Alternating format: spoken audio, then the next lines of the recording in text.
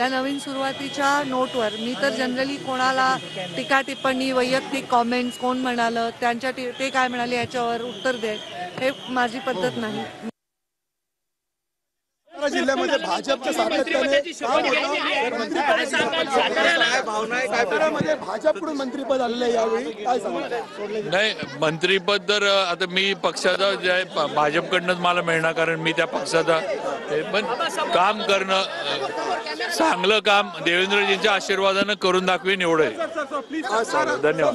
मंत्रिपदाच्या वेळी नेतृत्व वाली सरकार ने शपथ ग्रहण किया है.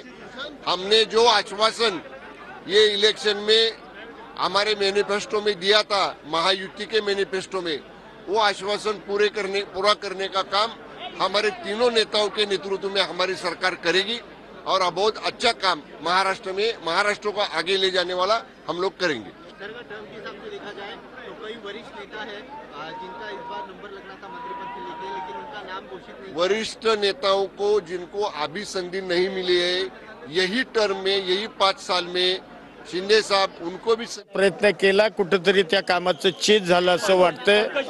माझ्या वडिलांचंही स्वप्न होतं, तेही स्वप्न आज पूर्णत्वाला गेलंय आणि खऱ्या अर्थानं मतदारसंघातल्या सर्वसामान्य कार्यकर्त्यांची लोकांची इच्छा होती की बाबा या वेळेला तरी आपल्याला ही संधी मिळाली पाहिजे आणि निश्चितपणानं आज महायुतीच्या माध्यमातून अजितदादांनी ही संधी मला दिली. निश्चितपणानं दादांना आणि या महायुती सरकारच्या तिन्ही नेत्यांना जेवढे